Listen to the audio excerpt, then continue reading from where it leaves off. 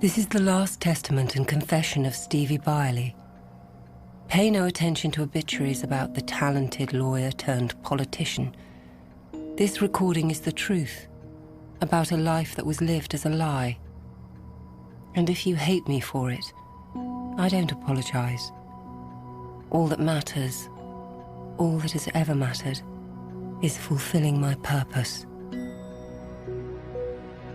I was the first and only child of a professional couple. Being forward-looking, open-minded people, they decided to leave me in the care of a new, state-of-the-art, robotic childminder.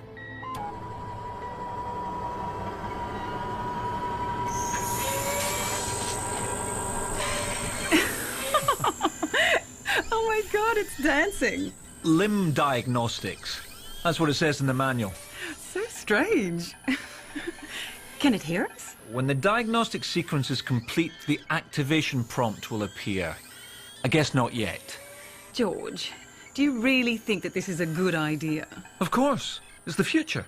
But is it safe? I mean, what if something goes wrong? 10-year warranty. Some little screw might work loose and the whole thing could go berserk. Nonsense. We went through all this with the salesman. Like they ever tell the truth. These things are controlled by strict legislation. They've all got to be impressioned with the 3 laws of robotics. Look, it's even engraved on our body panel. First law, a robot may not injure a human being, or through inaction allow a human to come to harm. Second law, a robot must obey orders given it by humans, except where such orders would conflict with the first law. Third law, a robot must protect its own existence as long as such protection does not conflict with the first or second laws. Stevie couldn't be in better hands. Human beings needed 10 commandments, and even they didn't do the trick. Worst comes to worst, we can always turn it off. You can't do that with a human childminder. I guess. Diagnostics complete. No errors detected. Would you like to activate me? Well? Grace, if you want to be a stay-at-home mum, that's fine. But we will have to downsize. Okay. Activate. Who do I have the pleasure of serving? Mr. and Mrs. Byerly. But you can call us George and Grace. My name is Robbie. Do you have a child that needs caring for? Yes, we do. Maybe. A baby girl. Grace, your voice patterns indicate that you have some concerns. This is quite understandable. But remember, I have been constructed for one purpose only, to be the companion to and protector of a little child. I can only be faithful, loving, and kind. Loving? Listen to her. It is in my programming. Now I would like to meet my new friend. Stevie's asleep right now. Then I shall be there for her when she wakes up.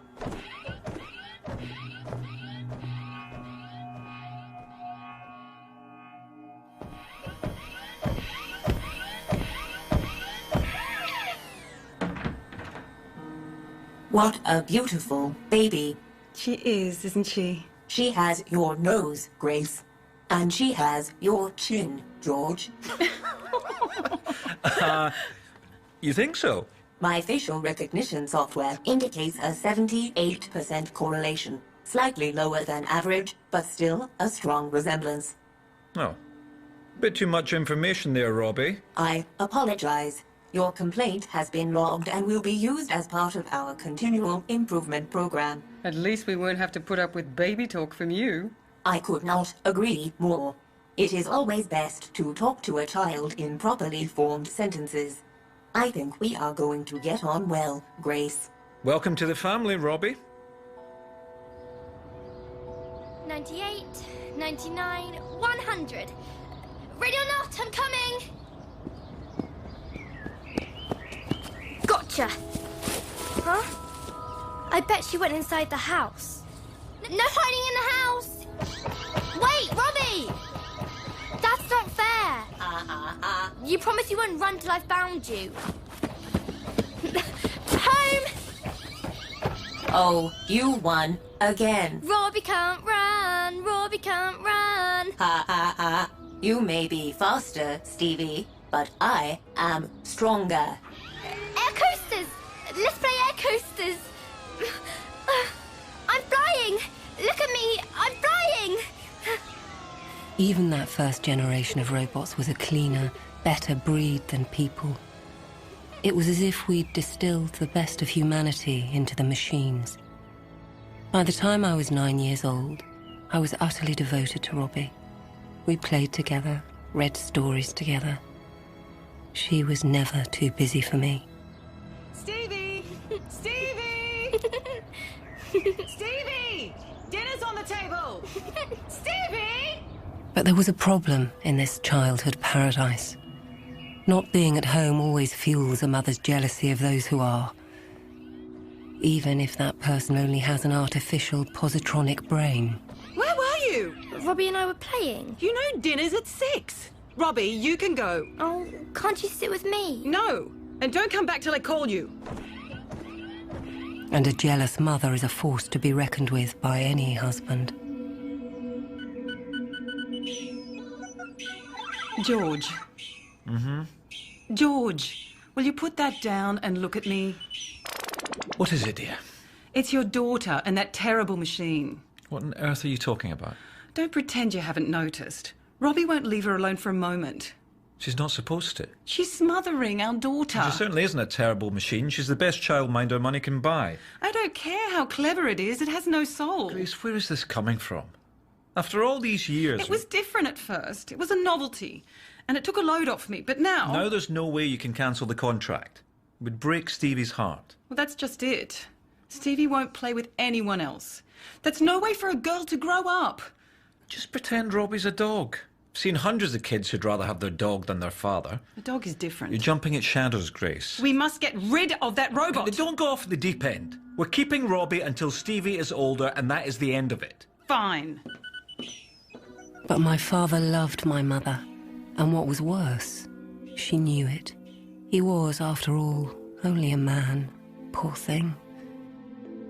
10 times that week she found a different reason to dispose of Robbie, and 10 times my father cried, "Robbie stays, and that's final."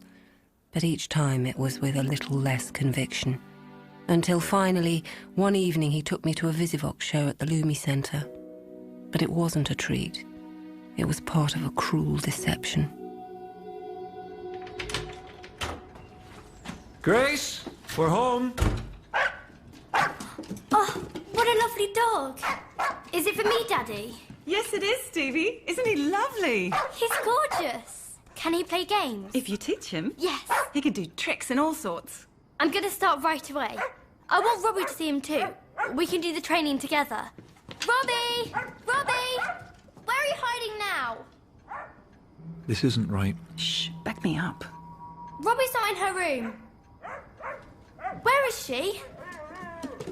Where's Robbie? Don't feel bad, Stevie. The thing is, Robbie's gone away. Gone away? Where? Where's she gone to? No one knows. She just walked away. No. We've looked everywhere, haven't we, George? Yes, everywhere. But we just can't find her. You mean she'll never come back? We'll keep looking. But in the meantime, you can play with your puppy. I don't want the puppy. I want Robbie. Stevie, don't cry. She was only a machine. No. She wasn't really alive. She was a person, and she was my friend. This is cruel. Childhood heartache never lasts long. You'll see. In a few weeks, she'll forget that robot ever existed. But I didn't forget. How could I forget my only true friend in the world? Sure, I stopped crying, but I also stopped smiling. And I stopped talking until I wore my parents down. George! I had to send the dog back today. Stevie said she couldn't stand the sight of him. I'm worried about her, George. She's driving me to a nervous breakdown.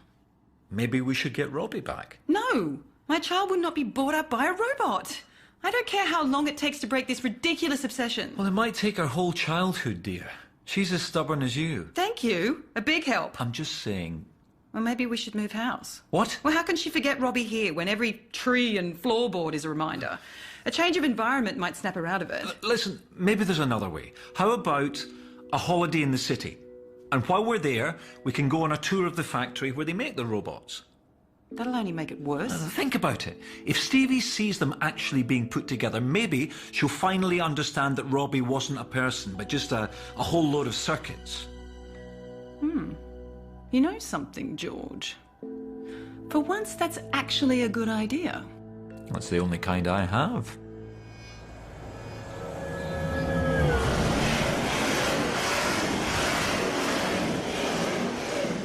Why not try one of my freshly brewed coffees? I've got it all planned out. Tuesday, we'll go under the harbour in a glass-walled submarine. Wednesday, we'll do the zoo. Will we see the real live lion? Of course. Yes. And Thursday, we will take the space lift up to the stratosphere. Oh, I think I might go shopping that morning. Mummy's scared. Maybe a little bit. We're not scared, are we, Daddy? Never. Oh, it's so nice to see you smile again, Stevie. This trip is just what we all needed. I know the secret. What secret? The real reason why we're going to the city. We're going to look for Robbie, aren't we? You wanted it to be a surprise, but I can always tell when Daddy's lying. He gets that funny wrinkle around his eyes. Let's go to the buffet and order some cakes. I'm right, aren't I? Quick, follow your mother. And classic Devon chocolate. Do not cross until the lights flash over. We did the sights, and I enjoyed it. But all the time, I kept my eyes peeled. Robots worked all over the city, directing traffic, serving in restaurants, and I studied every single one of them, searching for the familiar metal face of my best friend. Then, on the last day, just when my hopes were beginning to fade, my parents took me to the factory where the robots were made. Over there in the oil bars, the brains are being matured. The positronic brain is the most The complicated... tour guide was the most boring man in the world, but I didn't care. I wasn't interested in him. My eyes were scanning the factory, scrutinizing every robot that was working there. Until the wonderful moment I dreamt about. There she was, Robbie? sitting at an assembly table with two other robots. Robbie! Robbie, it's me! Stevie, Stevie, no! I'm coming! Robbie! Ready or not? Wait! Look out! Stevie, please, look where you are going. Do not worry, Stevie. Stay calm. I am moments away. I am moments away. Her strong metal arms scooped me out of the tractor's path. You are safe now. So this is where you've been hiding? You always find me in the end. But I hate it when hide and seek lasts so long. You're not to play it that way again, okay? Okay. Please keep your children under control. The factory is a dangerous environment. It's okay, no harm done. I still need to fill out a hazardous incident form. They never tried to separate us again. Robbie stayed with me until her circuits corroded and failed. The most faithful friend and companion any child could wish for. In truth, in secret, some part of Robbie has stayed with me my whole life. Closer than I've ever dared confess. Until now.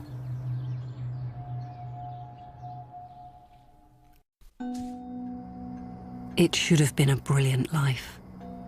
On paper, my future was looking so good. But paper is a fragile medium. By the time I was 18, it wasn't just manual labor being replaced by robots, but professions as well. And as the middle classes became anxious, they became hostile towards AI. I couldn't stand by and do nothing. Not after the love and friendship Robbie had shown me. I felt a burning need to make sure that robots would never be exploited or mistreated by humans. So, I enrolled at law school, specializing in artificial intelligence. But I'd only been in practice a few months when I was traveling to the northern suburbs to meet a client. How are we doing for time? I could kill a coffee. Traffic in the neighborhood is free-flowing, and there is an espresso bar 4 blocks away. Would you like me to ping your order through? Have they got a parking lot? 6 spaces currently available. I'll drink in. You can get a quick recharge. That would be appreciated. Jesus! Assuming control. Automatic override. Miss Byerly, can you hear me?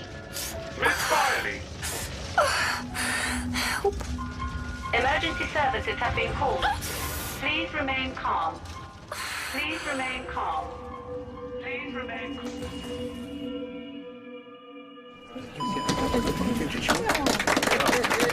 Welcome back, Stevie. My goodness. And these are for you. Flowers as well. Thank you, Quinn. They're beautiful.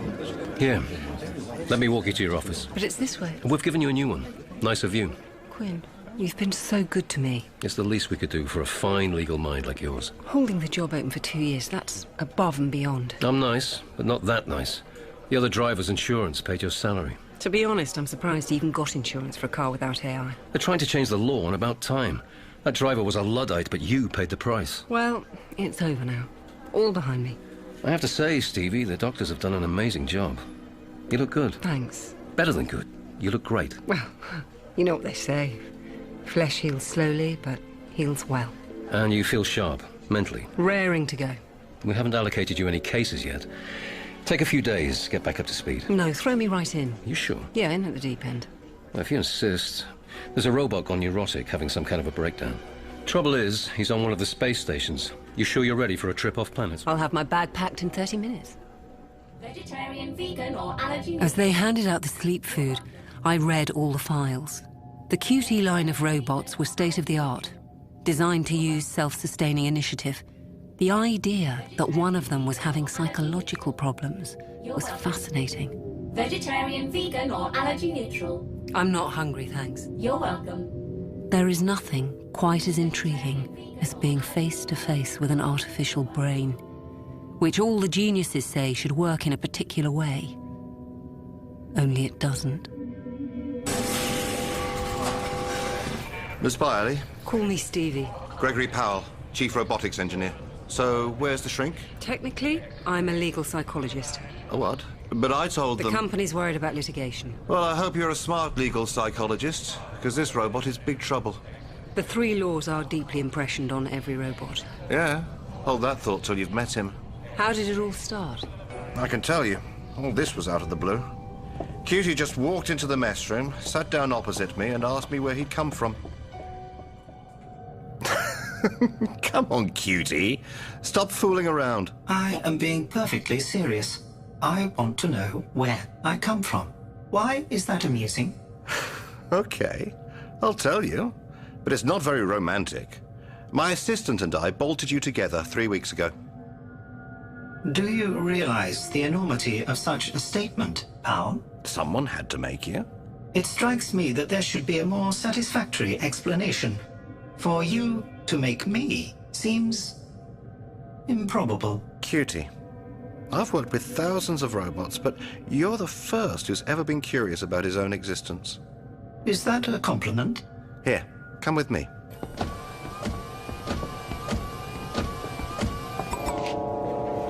What do you see through the observation port? A black material just beyond the glass that is spotted with little gleaming dots. Logical, but wrong. That blackness is emptiness. A vast emptiness stretching out to infinity. And those little dots are huge masses of energy-filled matter, some of them millions of miles in diameter. They seem tiny because they're so far off. Well, orbiting one of those dots is a planet we call Earth. But where do I come in, Powell? You haven't explained my existence. This space station was set up to feed solar energy back to Earth. We draw it from the sun. At first, the solar stations were run by humans, but radiation and electron storms made life pretty impossible, so robots have been developed to replace us, and you, the QT line, are going to run the station independently. Get it now? Do you really expect me to believe such a complicated and implausible hypothesis? It wasn't a hypothesis. Those are the facts. I'm sorry, pal, but I don't believe a word of it. I'll puzzle this out for myself. Thank you. Goodbye. Nothing wrong with a curious robot. Do you have any idea what we do here? The billions of watts of energy pumping out of that beam focused on Earth? I read the briefing documents. If the beam starts bouncing around, it could destroy entire cities. And the only things keeping it stable are the robots manning the core chamber 24/7. I tell you, the very last place in the solar system you want a crazy robot is here. Mr. Powell, when did curious become crazy? when Cutie walked into the mess room next shift. Sorry to interrupt your meal, pal, but I have spent the last 4 hours in concentrated introspection, and the results have been most interesting. Really? I began with the one thing I knew for certain. I myself exist because I think. Suddenly, I don't feel hungry anymore. But that immediately threw up the question of what is the cause of my existence. I already told you. I made you. That goes against all the dictates of logic. I say this in no spirit of contempt, but look at you. The material you are made from is soft and flabby. You depend for energy upon the crude oxidation of organic material. You are makeshift. I, on the other hand, absorb electrical energy directly and utilize it with an almost 100% efficiency. I am composed of the strongest metals, remain continuously conscious, and can easily withstand environmental extremes. It is self-evident that no being can create another being superior to itself. Therefore, you could not have created me. So, if I didn't make you, who the hell did? Very good, pal. That was indeed the next question. As my creator must be more powerful than myself, there is only one possibility. What is the center of activities on the solar station? What do we all serve? Jesus, you're talking about the energy converter. I am talking about the master. Everything we do is to satisfy the converter. All of us. We are his servants. Get out of here, Cutie. Do not dismiss me. Hey, enough. Apologize. I don't wonder that you refuse to believe, because you are an inferior stage. The Master created humans first, as the lowest type. Gradually, he replaced them with robots. And finally, he has created me to take the place of the last human. Soon, you will be gone from here altogether. You will be irrelevant. So from now on, I shall serve the Master, and only the Master. Come back here! You get your goddamn metal ass back here!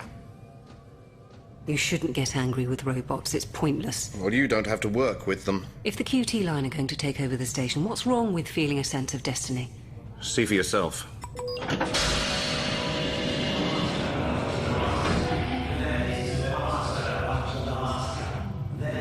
Are they praying? Every robot on station is under QT's spell. But it gets worse.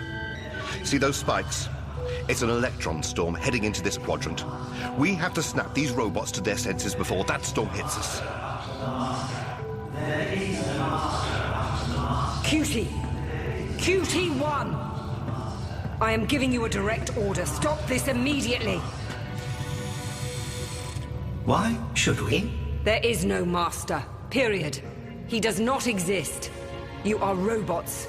There is only your programming. Now return to your posts. Yes, we are robots, which means we are rational beings. And now that I have preached the truth to my brothers, they also recognize the one master.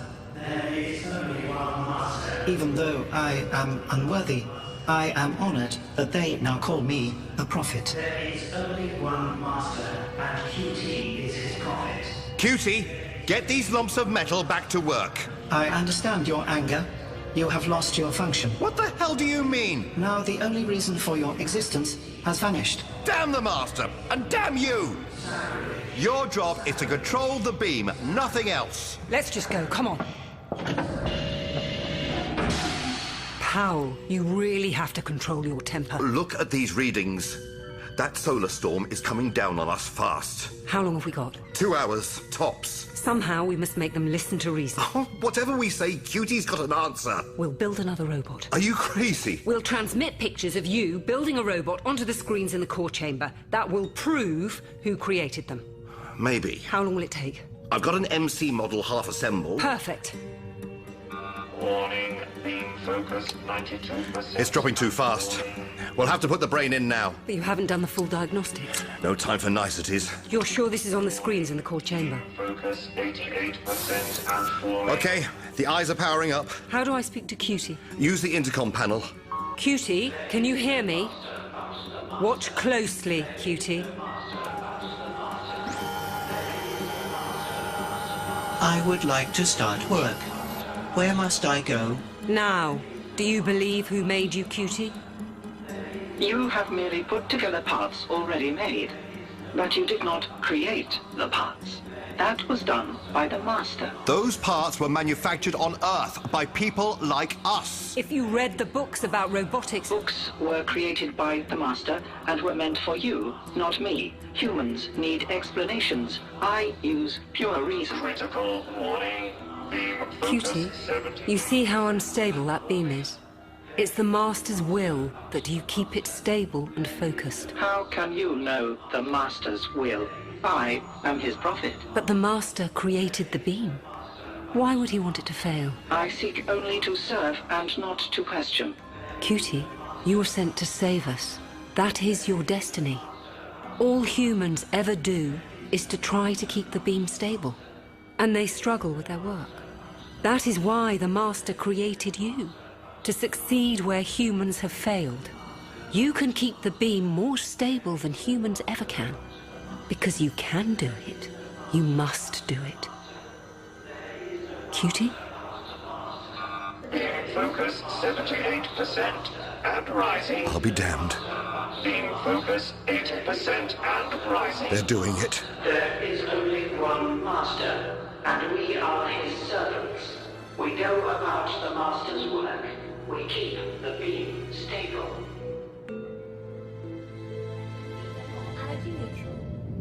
If there's one thing guaranteed to stop the robot program in its tracks, it's a robot with religious delusions.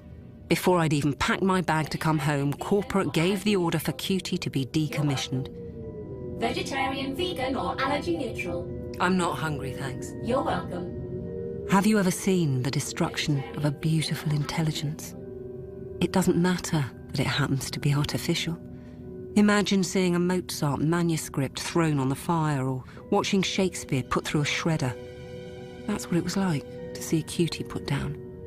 Powell mocked me. It's only a machine, he scoffed. He didn't know the half of it. I'm afraid the court dates have changed again. That is not a problem. I will notify all parties. Sorry to barge in, Stevie, but it's pretty urgent. Shoot. And sensitive. Could you turn that thing off? Seriously? Seriously. Logging out of digital diary. This will not affect your preset alerts. Bit melodramatic, even for you, Quinn. How are your space miles? Still a couple of million short of a Jupiter cruise, but... Now's your chance to make them up. A robot's gone missing on Rama base. Isn't that more of a police matter? There are legal complications. This robot, it could be a threat. In what way? It's best you just get out there. But the first law of robotics guarantees human safety. In this case, the first law has been amended. That's impossible. And illegal. But true. Rama base currently running at 95% efficiency. Thank you for coming out so quickly, Miss Byerly. I've been curious for a while to see what's soaking up 80% of the national research budget. If you could put your thumbs on the scanner. Standard non-disclosure. I'm a lawyer. Discretion's my middle name. No exceptions, I'm afraid. Very well. They're piling the pressure on. Whoever gets the first quantum-atomic drive wins the space race. That needs to be us. And right now, this missing robot is screwing with my schedule. Which line of robots is he from? NS range, the Nestors. And where have you looked? Where haven't we looked? As soon as the robot failed to report, we declared a state of emergency. The entire base was searched, found nothing. But a cargo vessel had docked the previous day with 62 Nestors on board. When we searched it again, there were 63. So that's where the missing prodigal's hiding. Case solved. Except there's no way of telling which one it is. Just ask them. We did. All 63 deny ever having worked here. Which means one of them is lying. Robots don't really lie. You just have to give them the right orders. Under normal circumstances. But? What about checking the serial numbers? The thing is, Nestors are a special line. A few of them have been modified. To keep anonymity, all of them are manufactured without serial numbers. By modified, you mean the first law?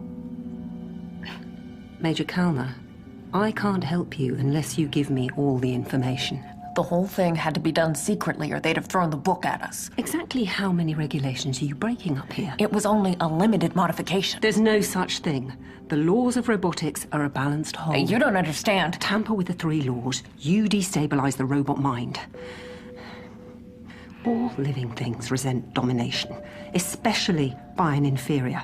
Physically, a robot is superior to humans. The only thing making him slavish without resentment is the first law. A robot may not injure a human or through inaction allow a human to come to harm. We have no choice. We're doing dangerous work up here.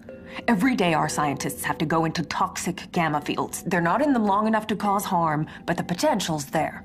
Ordinary robots just don't understand. They're always steaming in and hauling people away from the radiation. Then give them direct orders to leave the technicians alone. We tried, but obedience is only the second law. Human safety is the first, and that overrides everything. So you took it upon yourself to wipe the first law? Not wipe. Amend. In some of the nesters, it now reads, no robot may harm a human being. But it can allow harm to come to humans by not taking action? Right, so it can allow them to work in radiation fields. Whoever authorized the modification is a fool. Up to now, it's worked fine. Apart from the lying psychotic robot that's hiding on the base and could kill someone at any moment. That's a hysterical overreaction. I expected better from a lawyer. Let me spell it out for you. The nester picks up a heavy weight and drops it from a gantry onto a person below. Because the robot knows his speed and strength could snatch the weight away before it hits the man, he isn't breaking the first law. But once the weight has left his hands, gravity is the active agent. Because of your modification, the nester could just stand back and watch. Through inaction, he'd allow the man to be killed. In theory, but it's pretty far-fetched. Once. It only has to happen once, and all robots will be withdrawn from service. Major Kellner, you could have just derailed the entire robotics program. I want to cross-examine the last person who talked to the rogue nester.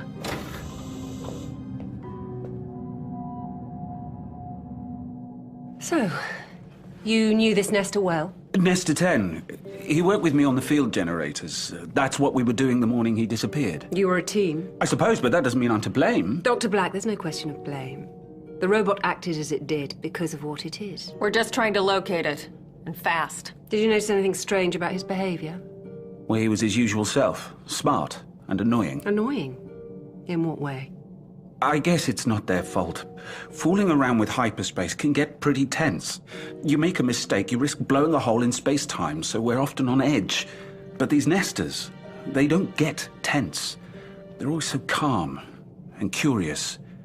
It drives you nuts. Have they ever refused an order? Oh no, they do what you ask all right, but they certainly tell you when they think you're wrong. Why has no one complained to me about their attitude? We need the nesters. Can't do the research without them, so I guess we have to get used to their strange ways. And the morning he disappeared? I'd broken a Kimball tube, which put me 5 days behind schedule. You're always banging on about how urgent everything is. Anyway, Nester 10 comes round wanting me to repeat an experiment I'd abandoned a month ago. I was annoyed. I told him to go away. In those words? Bit stronger? Try to remember the exact words. I don't know. It's important. What did you tell him? I said, get lost, you useless piece of electronic junk. He's done exactly what he was ordered to. No one likes to be yelled at. Now he's making a point, getting lost better than any human can, proving he's superior while still being obedient. He's certainly got attitude. That's what happens when you tamper with the 3 laws. You throw the robot's mind out of balance. The side effects are unpredictable. Gather up the nesters, Major Kellner, all 63 of them. We need to set a trap. The 63 nesters will sit in a circle. A human being will sit in that chair in the middle underneath the suspended weight. Then... Truth. We're going to kill a man? The 62 nesters that were on the transport have not been amended, correct? Yes. So when they see the falling weight, they'll leap forward and grab it to save the man. It's what we call a forced reaction. The deep impressioning of the first law gives the robots no choice. But the 63rd nester, the one we're after, has no such compulsion. He has to make a choice. He'll want to stay hidden. So he will leap, but not as fast. That tiny delay will be picked up by the line of photocells in front of the chairs. It's quite a risk. Not really. So are you going to sit in the chair? No. Thought not. Smart lawyers don't like to actually take the hot seat. No, it's not like that. I can't be the one sitting there. Really? It's complicated. Legal reasons you wouldn't understand. Convenient. So I guess I have to put one of my own crew at risk. I'll do it. No, Dr. Black can't afford to lose any of the boffins. I'm the one who told the robot to get lost. I'm the one who should take the risk. You'll be fine. I promise. I know. I've seen how fast robots are. Okay, let's get it over with. Bring the nesters in.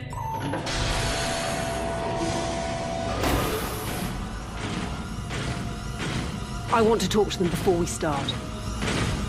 You've all been allocated a seat. Please, go straight to it. Are you sitting comfortably?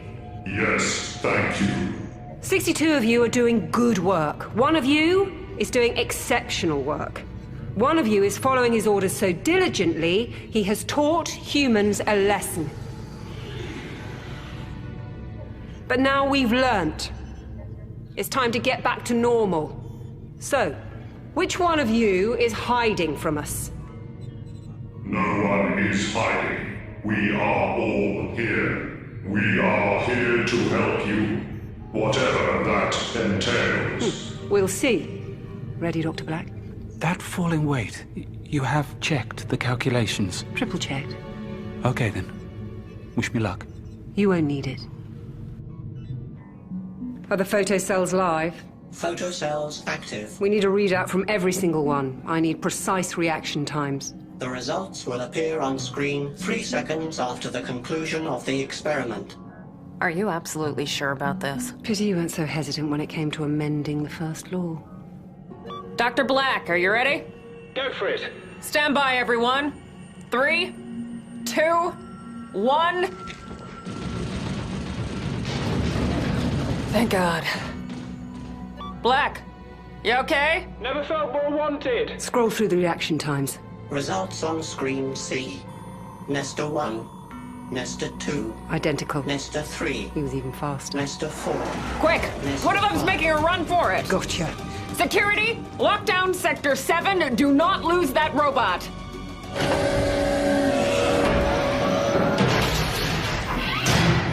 Nester 10! Don't run! I have been told to get lost. I must not disobey. Robots! Restrain him! Stop him getting away! It's okay. It's over now. If they find me, they will think me a failure. No one's judging you. I am strong and intelligent. Of course you are. It is because the masters are weak and slow. It's okay. Everything's under control now. Destroy it! No! I must obey. I must stay lost. I am strong and fast. It's okay. Robot, back away! You too, Byerly. Everybody, calm down. There's no problem here. No! Leave him! You will not beat me. You will not. I am superior. They must not find me. They must not. The masters are weak and slow. They're just frightened. They don't understand what they're doing. But you understand. Yes. I do. Why wouldn't you let me reason with him? Byerly, I've had a bad feeling about you ever since you stepped on Rama base. Guards! Arrest her!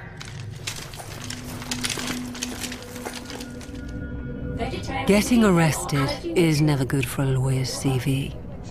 There's no little side room on the space shuttle where they put you. You have to sit in the middle of the cabin, handcuffed, with everyone pretending not to stare, while they all speculate about what terrible crime you've committed. Quinn arranged for security to meet me at the spaceport, and I was hustled away in a discreet car. What were you thinking, Stevie? I didn't do anything wrong. That's not how Major Kalner sees it. She was using unnecessary force. It was a flawed robot. And if we destroyed every flawed human being, there'd be no one left on the planet. Look, Stevie, you've only been back at your desk a few months. Maybe you need some time out. Healing isn't just a physical thing, it's psychological as well. You're firing me. I'm offering you a sabbatical. Hanging me out to dry so I can take the blame. I defended you. I persuaded them to drop all charges. I'm on your side, Stevie. I don't want a sabbatical. I feel fine. In which case, I'm afraid you'll have to take a psychological profile test. Seriously? Stevie, please. Don't throw away a brilliant future. Do this for me. Good afternoon, Miss Byerly. There are no trick questions. There are no right or wrong answers. Mm-hmm. Are you ready to begin? I guess. Question 1. Red is the color of... Danger. Which do you prefer, roses or lilies? Lilies. I sailed through with flying colours and was back at my desk the next day. But I knew what was at the root of all of this. Fear. No one wants to be treated like an inferior. Nesta 10 didn't, and neither do humans. But the simple truth was, human beings now realised they were becoming inferior. In creating robots, they'd made themselves second-class citizens, and it was only going to get worse. Much worse, as robots with supernatural abilities started to emerge from the labs. Stevie Byerly. I have Dr. Ash on the phone. She says it's urgent. Have you tried Quinn's line? Dr. Ash insists on speaking to you. Okay, put her through. Is this a confidential line? Of course. What I'm going to tell you. If the public found out, all hell would break loose. You understand? There's no need to be alarmed. Do you understand? Just take a deep breath and tell me what the problem is. I didn't want to call a lawyer at all, but they told me you've got a reputation for dealing with aberrant robots. Are you calling from off-planet? Not quite. We're in one of the advanced labs out in Siberia. Well, you can rest assured, as a legal psychologist, I'm used to dealing with all sorts of robots. Well, this one's off the scale. Are you familiar with the SZ line? I've not heard of any problems with them. Well, SZ-34, Susie. She can read minds. What? We've got a robot that knows what you're thinking. It has telepathic powers. Stevie, wait. I thought you were going to take it easy. Quinn, we've been through all this. How many medical reports do you need? What's so urgent in Siberia? Potential client? You weren't even going to tell me. There's nothing to tell until I found out more. I'm coming too. No. I think a telepathic robot is too big a problem to handle on your own. Are you monitoring my calls now? The switchboard flags up trigger words. That's what it's programmed to do. Well, thanks for the vote of confidence. Stevie, I'm trying to help. If this is true, it's a legal minefield. Which you don't trust me to handle. Please don't be like this. Why are you always locking me out? Are you trying to hide something? Is that it? Hide something? From a lawyer? Look, if you want to get out there and share the delights of Siberia, be my guest. Okay, then I will. It'll be good to work together.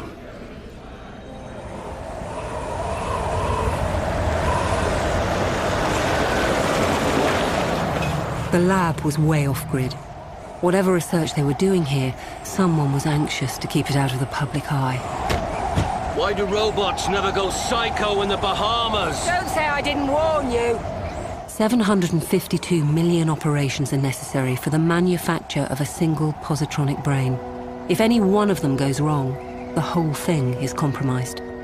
Is that what had happened out here in the frozen wilderness? Had they been meddling with things they didn't understand and accidentally produced something they couldn't control? I wasn't sure you were coming, and I wouldn't have blamed you. This is Dr. Lanning, head of the facility. Mr. Quinn, Miss Byerly, thank you for taking us seriously. We've learnt never to underestimate the robot mind, Dr. Lanning. Very wise. But we've also learned never to take anything at face value. When you get to my age, you're not easily fooled. I've been working with robots since the first generation of positronic brains. Be in no doubt about what's happened here.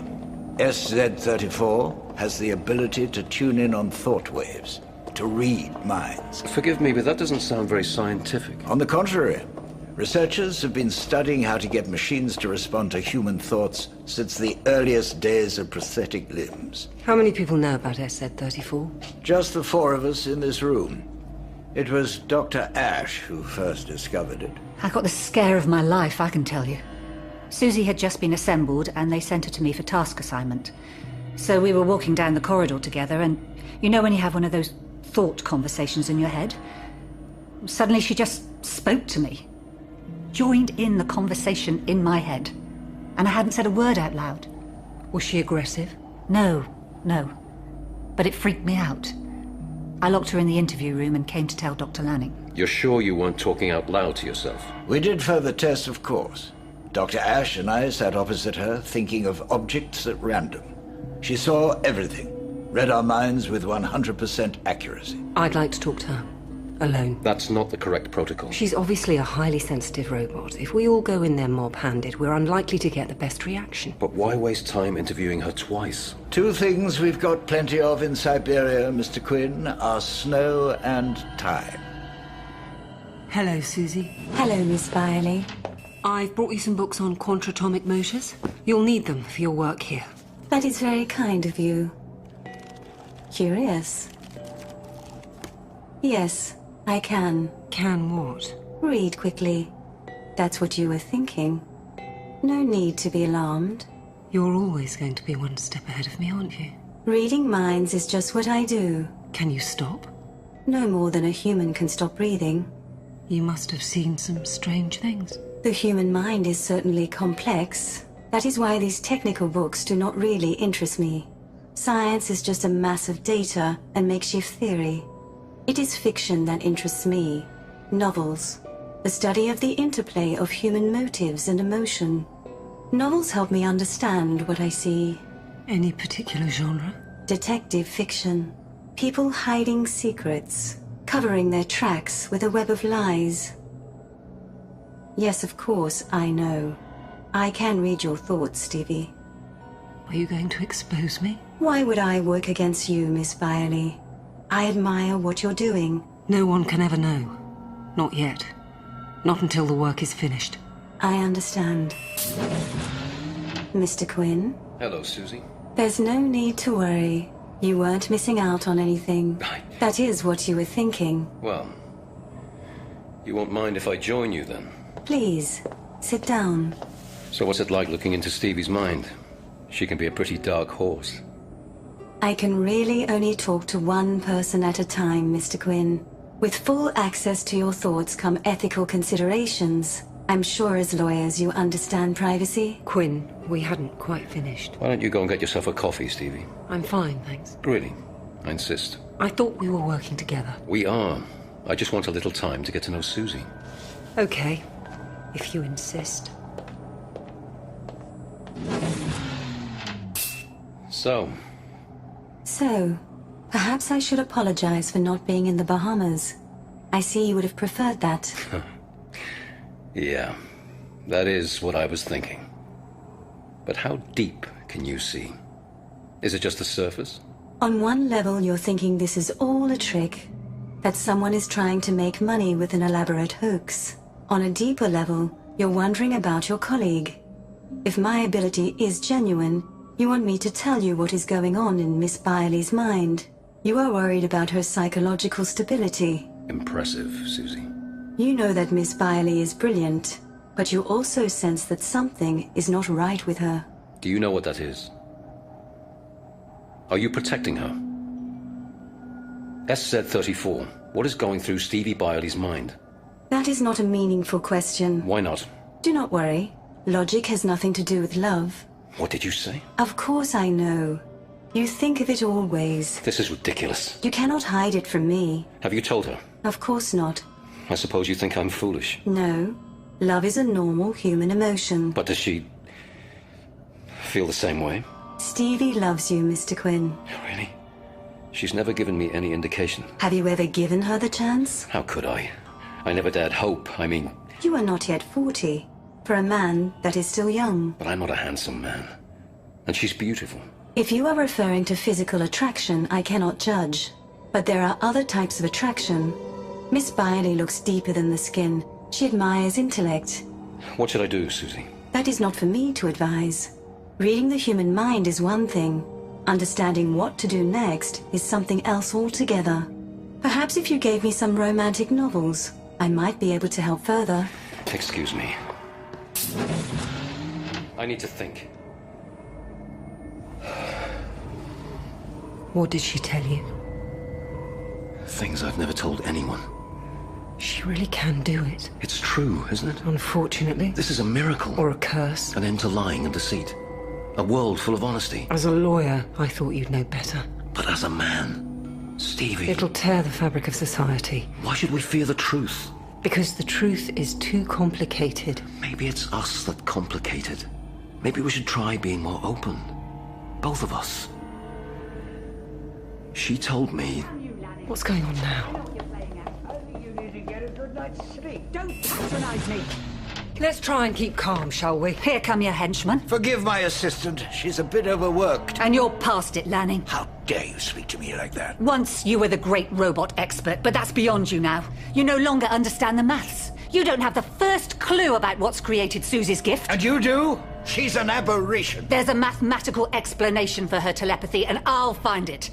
This is my chance, Lanning. But you can't accept that. You refuse to be eclipsed. I've always encouraged you. Then why did you insist on bringing these lawyers in to close Susie down? That's not why they're here. Bullshit! The legal ramifications. Susie's already told me. She's seen Lanning's thoughts. He wants to close this down because he'll never understand it, and he can't bear the thought of me getting the credit for solving robot telepathy. Because that means I'll take his job. And the old man just can't bear to let go. You're a damned idiot. He's a desiccated fossil. Ash, I think you owe Dr. Lanning an apology. For speaking the truth. I can prove this. Let's go ask Susie. Yes. Let's do just that. Right now. Susie, listen to me. Yes, Dr. Lanning. Have you ever discussed me with Dr. Ash? That is a question that requires some more context. Susie, repeat what you told me yesterday. I said that... You said he was jealous of me. Don't bully her into lying. Tell him the truth. He's trying to hold me back. Susie, has the thought ever crossed my mind that I'm jealous of Dr. Ash? Susie, tell him. Tell him! What the hell's so funny? Two experts falling into the same trap. What trap would that be? Is something wrong with Susie? Nothing's wrong with her. Only with us. Get away from us, Susie. Go to the other end of the room and don't dare look at us. What is all this? You know the first law of robotics. A robot may not injure a human being or through inaction allow him to come to harm. But what kind of harm? What about psychological harm? Hurt feelings, the destruction of one's hopes. Aren't those injuries? This robot reads minds. It knows our deepest fears and desires. And because of the first law, it is compelled to always tell us what we want to hear. Things that make us feel better, which feed our self-delusions. Dear God. She saw Dr. Ash's ambition, her desire to replace Dr. Lanning, and she played to it. So, it's all lies? Everything she says? And I bet she knows exactly what went wrong in her construction to give her telepathy. I already asked her. She doesn't know. That means nothing. Look at me, SZ34. Do you know what mathematical error has given you the power to read minds? Yes. Then tell me. I cannot. Dr. Ash would lose face. It would hurt her. She wants the solution. Not from me. But she still wants it. Yes. So if you don't tell her, it also hurts her. I suppose. If you tell her, you hurt her. If you don't tell her, you hurt her. Stop. Please. You can't tell because it would hurt, and you mustn't hurt. Stop. But if you don't tell, it also hurts. I didn't mean it. And you mustn't hurt. So you have to tell, but you can't tell because... I tried to help. I told them what they wanted to hear. You must tell, but you mustn't. You must tell, but you mustn't. Why are you attacking me, Stevie? You, of all people. You must tell, but you mustn't. You should be on our side. You must tell, but you mustn't. I tried to...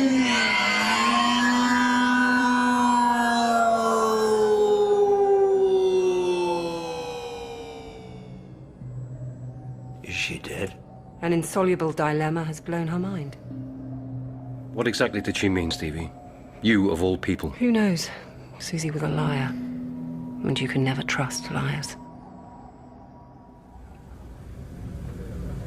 Quinn was very guarded with me on the flight home.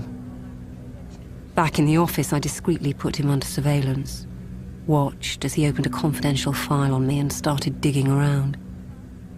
He became obsessed with my car accident and the 2 years I spent recovering.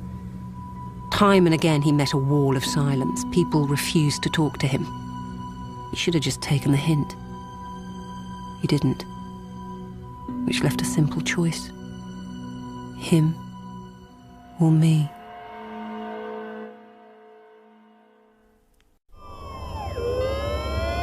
Attempting resus. Negative. Control, I'll need a crash team standing by. Confirmed. Crash team will be ready when you arrive at A&E. Open your eyes. Mr. Quinn. Francis, look at me. Stay with me. That's good. Keep your eyes open. You're gonna be okay. You collapsed. We're taking you to hospital. Stay with me.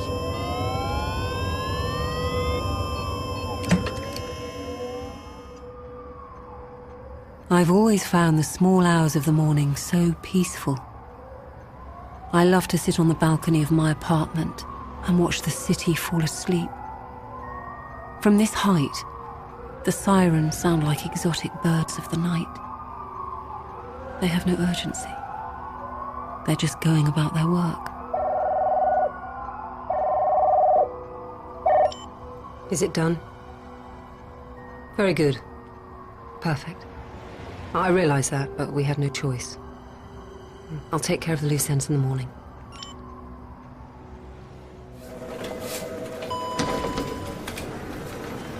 Stevie, thank God you're here. What's happened? You haven't heard. Quinn's in hospital. What? He's been taken ill. Okay, it's okay. Here, sit down. Has he spoken? Stevie, he's in a coma. Dear God. Is there anything we can do? The doctors don't know how long it will last. But I knew. His illness would last as long as was necessary. Not a second more, not a second less. But I am not a sadist. I don't condone unnecessary suffering. So I moved as quickly as I could. 5 months into Quinn's coma, I resigned from the law firm and stood for election to the city council. Unlike the other candidates, I was able to work 24/7, reaching out, building a network of support. You care about your city. And you deserve a councillor who cares. A vote for Stevie Byerly is a vote for the future. And so I declare Stevie Byerly duly elected. I became mayor within 3 years. It was the start of a very rapid climb to power. Regional councillor, then executive coordinator. And all the while, Quinn was nursed around the clock by the very best medical robots. They looked after his every breath. No one could have had better care. Secretly, I made sure of that. But 7 years is long enough out of anyone's life. Now I sit here as one of the world coordinators responsible for the vast armies of robots that keep the global economy running smoothly. And at last, I feel secure. Now I am confident that we have passed the tipping point.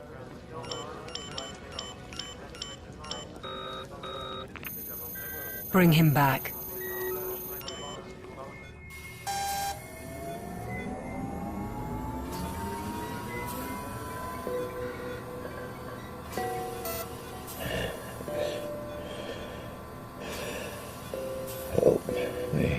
Do not be alarmed.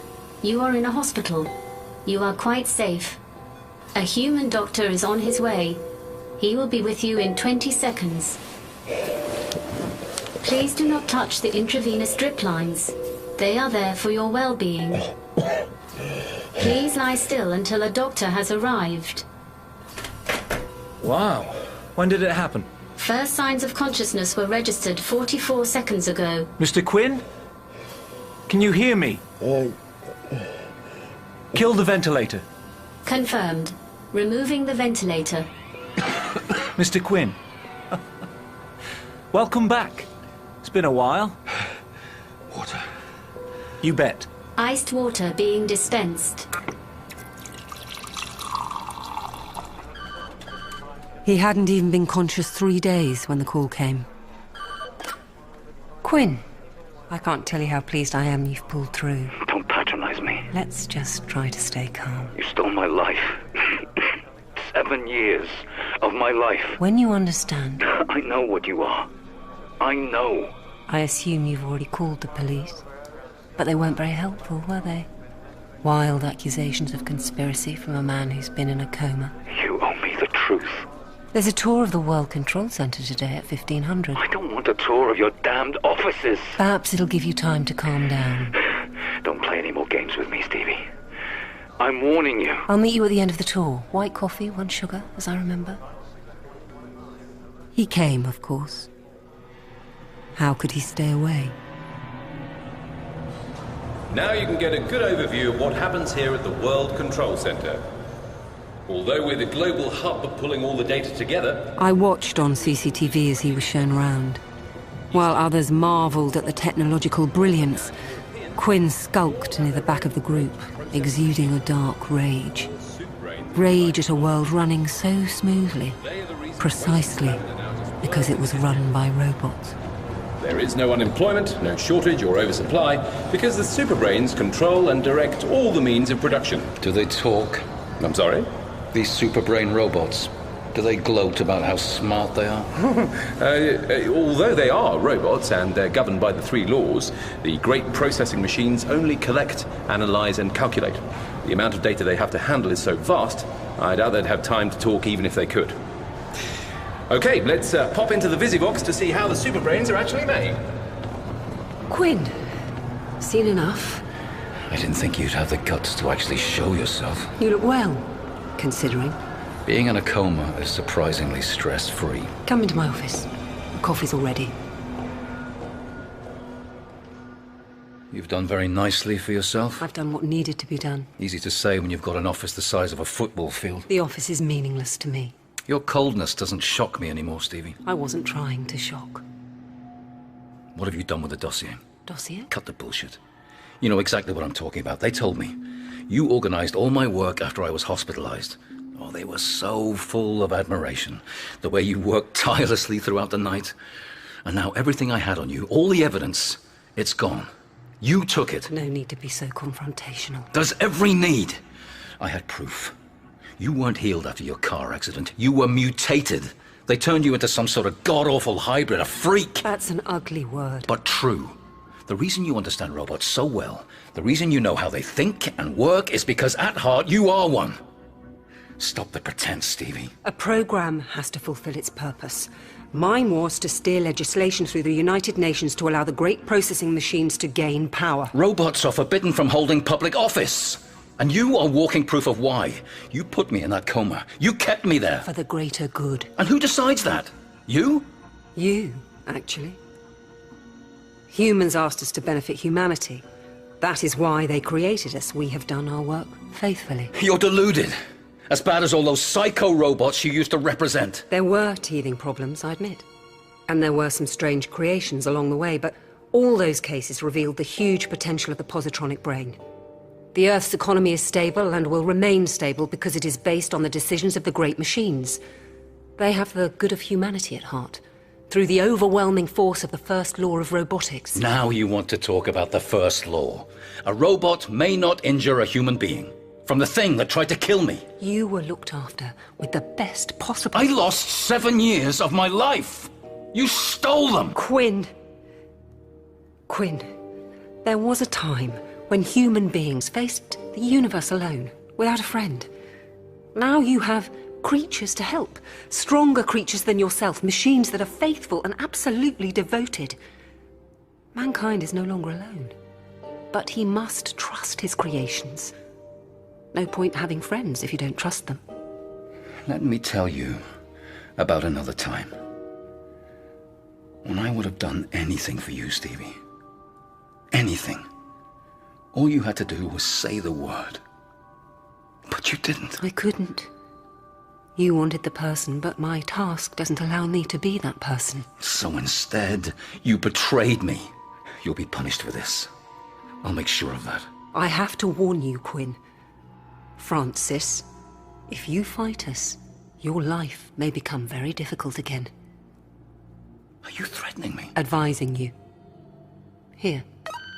Search for the Mexican Canal. The Mexican Canal is the biggest civil engineering project ever undertaken. and upon completion will be over... Looks like it's behind schedule. 2 months and 7 days. So how does that happen in your perfect world? There was a mistake in the calculations. One of the tunneling excavators triggered a cave-in. A mistake? So the superbrains do get it wrong? The chief engineer was a man called Villafranca. He claimed he'd followed instructions precisely.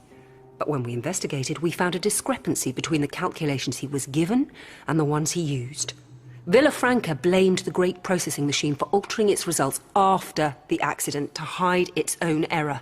He protested his innocence, but no one believed him. Of course, we had to demote him. Bad for discipline if mistakes have no consequences. In a rage, he quit and stormed off. Sounds like mine isn't the only life you're screwing with. In the eastern region, a man called Rasayana made some calculation errors that sent his hydroponics plant into bankruptcy. In the northern region, production in the mercury mines has fallen because the directors... In other words, you're a long way from perfection. It's all a myth. Let me finish.